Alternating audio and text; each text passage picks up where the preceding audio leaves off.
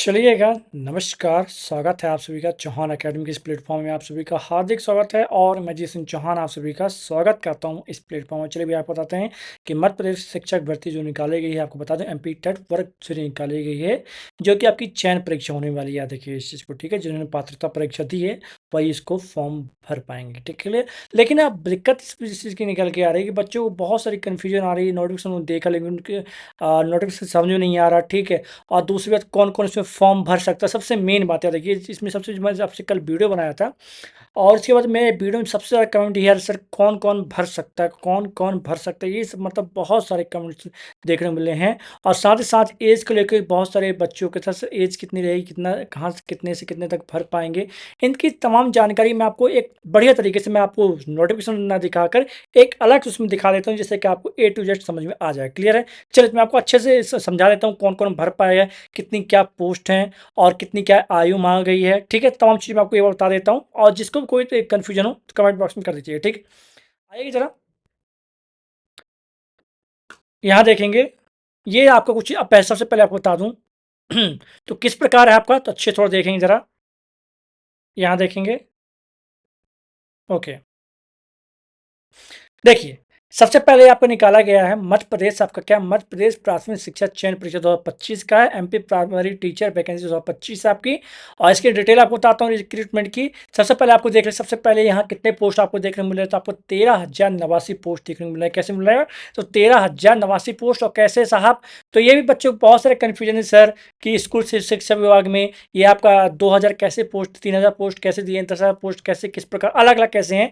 तो आप अच्छे देख लीजिए यहाँ पर तो यहाँ पर स्कूल शिक्षा विभाग के 10,150 है प्लस आपका जनजातीय शिक्षा विभाग के 29 मतलब 2,939 पोस्ट इस प्रकार आपके रहने वाले। अगर मैं बात को सबसे पहले बात करें किसका स्कूल शिक्षा विभाग की बात करें, ठीक है? जो पद का नाम क्या रहेगा आपका तो प्राथमिक शिक्षा रहेगा और यहाँ पर पोस्ट क्या आपकी कितनी है आपकी तो 10,000 आपकी 150 पोस्ट यहाँ रहने वाले हैं। क्लियर है?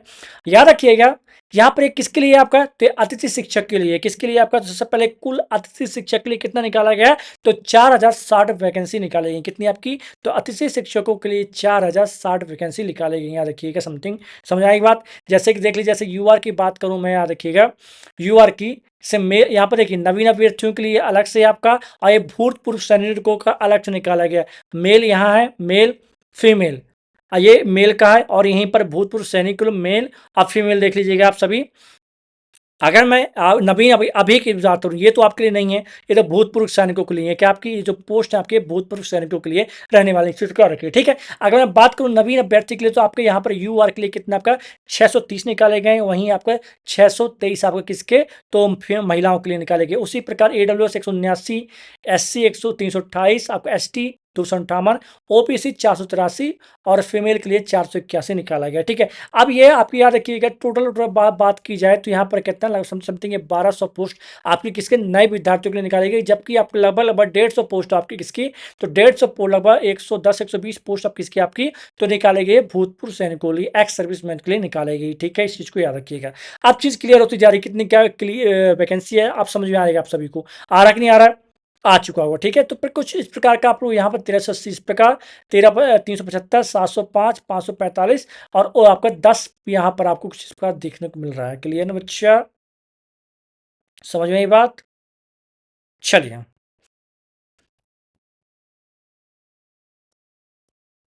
आगे चलेंगे। अब ये याद रखिएगा ये गैर अतिथि शिक्षकों के लिए किसके लिए आपका तो गैर अतिथि शिक्षकों के लिए मतलब जो अतिथि शिक्षक नहीं है जिन्होंने अतिथि शिक्षक का तमाम चीज़ें नहीं पढ़ाया है उनके लिए भर्ती रहने वाली और ये किसके लिए था आपका तो अतिथि शिक्षकों के लिए था। किसके लिए था आपका अतिथि शिक्षकों के लिए था ये गैर अतिथि शिक्षकों के लिए है, ठीक है? तो याद रखिएगा सेम वहीं पर आपको देखिए 648 यूआर का निकाला गया और 648 फीमेल का निकाला गया। भूतपूर्व सैनिकों का भी आपका मेल का फीमेल दोनों का याद रखिएगा। तो ओवरऑल देखा जाए 210 आपका ईडब्ल्यूएस एससी आपका 351 एसटी 274 और ओबीसी आपका रहने वाला 507 आपको कुल मिलाकर आप देख सकते हैं 11 से 24 पोस्ट यहाँ निकालेगी इस प्रकार निकालेंगे, ठीक है? समझते जाइएगा। आप याद रखिएगा तो ये पद कोड क्या आपका तो पद कोड 2 है। आप पद कोड 3 में आइए जो पद है आपके उसमें आए, ठीक है? तो ये किसके लिए है आपका? तो याद रखिएगा जो अतिथि शिक्षकों के लिए, किसके लिए आपका ये? तो अतिथि शिक्षकों के लिए कौन सी आपकी भर्ती आपकी? तो जनजातीय शिक्षा विभाग की है। कौन से आपके? तो जनजातीय शिक्षा विभाग की बात करेंगे अभी इसके नीचे। देखिए कहाँ आपका? तो यहाँ, ठीक है, नीचे आए थोड़ा सा। अब यहाँ देखिएगा जैसे कि ये तो एस टी के लिए, देखिए क्या आपका एस टी के लिए है, सिर्फ एस टी किसके लिए आपके? तो अतिथि एस टी के लिए कि कितनी आपकी 798 टोटल पोस्ट है, जिसमें से 365 मेल के लिए, 364 फीमेल के लिए, 35 आपका भूतपूर्व सैनिक के लिए, एक्स सर्विसमैन का, 34 आपके फीमेल के लिए रहने में।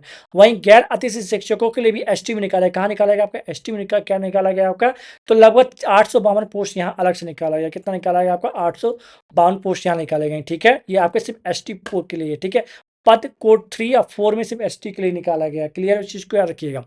अगर मैं बात करूं तो आप आते किसमें? जनजाति विभाग में आते हैं। किसमें आते हैं हम लोग? जनजाति विभाग में आ जाते हैं। अभी मैंने आपको स्कूल शिक्षा विभाग बताया। किसमें बताया आपको? स्कूल शिक्षा विभाग में बताया। अब ये जनजातीय विभाग में है, तो ये 29 29 देख लीजिए, 2939 आप लोग यहाँ देखेंगे। मैं तमाम चीज आपको अच्छे से बता दूंगा, जिससे कि आपको दोबारा कहीं वीडियो देखने की जरूरत पड़े ना। ठीक है ना?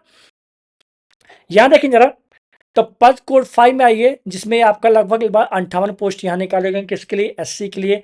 एसटी के लिए कितना निकाला गया साहब? तो निकाला गया यहाँ पर कितने? तो 406। और वहीं अगर ओबीसी की बात किया जाए तो 79 टोटल यहाँ निकाला गया नवीन अभ्यर्थियों के लिए और भूतपूर्व सैनिक में, एक्स सर्विस में। ये किसके लिए? अतिथि शिक्षकों के लिए रहने वाला। ठीक, टोटल कितना आपका? तो टोटल रहने वाला आपका 543। कितना रहने वाला आपका? तो 543 रहने वाला। इस चीज को याद रखिएगा। क्लियर, ये अलग अलग बता दे रहे हैं जिससे कि अच्छे से समझ में आ जाए आपको। ठीक है, और एक गैर अतिथि शिक्षकों के लिए भी है 544 यहाँ है, 544 ऊपर एक अतिथि शिक्षक को लेके। और यहाँ पर SC ST देख लीजिए, ओबीसी का यहाँ पर दिया गया है। और यहीं पर पद कोड 7 में आइए तो अतिथि शिक्षकों के लिए 164 अलग से निकाला गया है। यहाँ पर यूआर वगैरह सब यहाँ पर दिए गए हैं। वहीं बात करते हैं गैर अतिथि शिक्षक के लिए 165 यहाँ निकाले गए हैं। और अतिथि शिक्षक के लिए पद कोड 9 में आइए। ठीक है, तो एसटी के लिए निकाला गया यहाँ पर, और एसटी के लिए यहाँ निकाला गया अतिथि शिक्षक के लिए। ठीक है, तो ये ओवरऑल आप लोग समझ में आ चुका होगा कि जनजाति विभाग में और उसका स्कूल शिक्षा विभाग में क्या अंतर, क्या क्या पोस्ट का अंतर है। मैं अच्छे तरह से आपको बहुत सारी पोस्ट के बारे में बता दिया हूँ, आई थिंक मेरे हिसाब से। ठीक है ना? अब चलिएगा, अब बहुत सारे बच्चों की बहुत ज़्यादा क्यूरी थी, सर क्या क्वालिफिकेशन रहने वाला, कौन भर सकते हैं, बीएड भर सकते नहीं भर सकते, बहुत ज़्यादा इसकी मेरे पास क्या कमेंट में आ रहे थे क्या। तो मैं आपको थोड़ा इसका अच्छे से बता दूं, इसका क्वालिफिकेशन एंड एक्सपीरियंस क्या होना चाहिए। सबसे पहले आपके पास 2018 और 2024 का पात्रता परीक्षा पास अभ्यर्थी आवेदन कर सकते हैं। पहला पॉइंट, पहला पॉइंट क्या है कि 2018 और 2024 परीक्षा पास अभ्यर्थी आवेदन कर सकते हैं। पहले जैसे कौन? जो 12वीं पास हो और डीएड हो, मतलब डीएड हो। ठीक ना?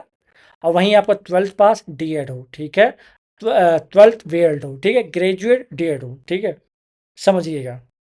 ठीक है, समझ में आ रही बात? नहीं आ रही है? आई कि नहीं आई? आ गई होगी, मेरे हिसाब से आ गई होगी। आप सभी को तमाम चीज़ें क्लियर हो चुका होगा। ठीक है, किसी को और डाउट? नहीं डाउट होगा, कुछ भी डाउट नहीं होगा, याद रखिएगा।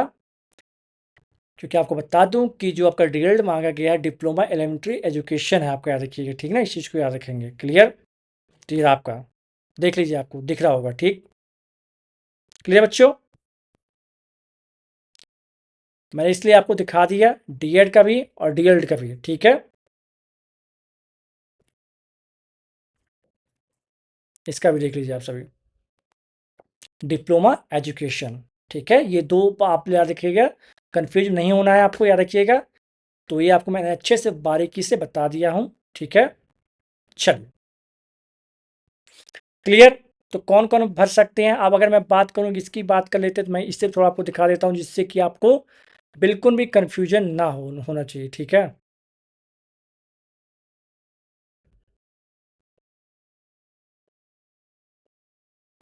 चलिए देखिए, इसका भी देख लीजिए। तो जो आपका बैचलर ऑफ एलिमेंट्री एजुकेशन, ठीक ना, इस चीज़ को याद रखिएगा। ठीक, चलिए, तो ये भैया तमाम चीज़ें थी। और इसकी जो सैलरी देख लीजिए, सैलरी आपकी क्या रहने वाली है आपकी?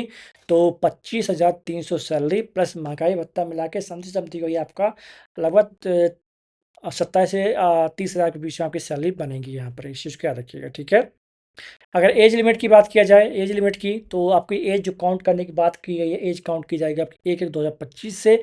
मिनिमम एज आपकी कितनी होगी, मतलब कम से कम आयु 21 साल, और ज़्यादा से ज़्यादा 40 साल रहने वाली, ठीक है। और यहाँ पर एज रिलेशन में मिलने वाला आपको कितना पर, तो SC ST PWX फीमेल को 5 साल का मिलने वाला, ठीक है। एडवर्टाइज जो इंपॉर्टेंट डेट देख लीजिए आप सभी। एडवर्टाइजमेंट आपका 11 जुलाई को निकला हुआ है, और फॉर्म डेट आपका 18 से स्टार्ट होगा, 18 जुलाई से कब तक चलेगा आपका, 1 अगस्त तक चलेगा। और एडिट कब तक कर सकते हैं आप लोग, तो 18/7/2025 तक आप लोग मतलब स्टार्ट हो सकता है और एडिट का। और कब तक चलेगा आपका, 6 अगस्त तक चलेगा, ठीक है। और उसका जो एग्ज़ाम कब से स्टार्ट है, तो 31 अगस्त से। अप्लाई किस प्रकार करना है आपको, तो ऑनलाइन अप्लाई करना है, क्लियर। और SC ST OBC PWD और EWS के लिए 250 रुपये रहने वाले हैं, और 500 रुपये रहने वाले यूआर एंड अदर के लिए। और पोर्टल चार्ज आपका कुछ मिला के यही आपको कुछ 20-60 ऐसे कुछ लगने वाले, ठीक है। यहाँ पर जाके आपके इसका ऑफिशियल नोटिफिकेशन आप लोग देख सकते हैं, आपका ऑफिशियल नोटिफिकेशन आपका ये रहा, ठीक है। तमाम चीज़ें इसमें, बहुत सारी चीज़ समझ में नहीं आई आपको, तो मैंने यहाँ आपको अलग से बता दिया। और कहाँ से भरना है आपको, तो फॉर्म लिंक है आपका, तो यहाँ से आपको जाकर भरना है, ठीक। क्या करना है आपको, यहाँ जाके भरना है, क्लियर है ना। चलिए, क्लियर है बच्चे। चलिए, मैं उम्मीद करूँगा कि ये पूरे डिटेल में आपको वीडियो मिल चुकी है। अब आप मुझसे बार बार कमेंट करने की जरूरत नहीं है। अगर इन्फॉर्मेशन आपको अच्छी लगी हो तो तभी चैनल को सब्सक्राइब करिएगा, क्योंकि देखिए आगामी जितनी भी अपडेट मिलेगी मैं आपको बताता रहूँगा, ठीक। ले उसके लिए आपको चौहान अकेडमी जुड़ना पड़ेगा, क्लियर है ना। और कल से आपकी इसकी क्लासेस स्टार्ट हो रही हैं, आपकी एमपी टेट वर्क 3 की, आपकी मेंस की, आपकी कल दोपहर 12 बजे से शुरू होंगी। तो आप लोग देख लीजिएगा, और बाकी क्लासेस भी चलेंगी उसकी, तो आप लोग लाइव सेशन में आके चेक कर सकते हैं, क्लियर है। मुलाकात करते हैं आपसे नेक्स्ट वीडियो में, तब तक के लिए जय हिंद जय भारत।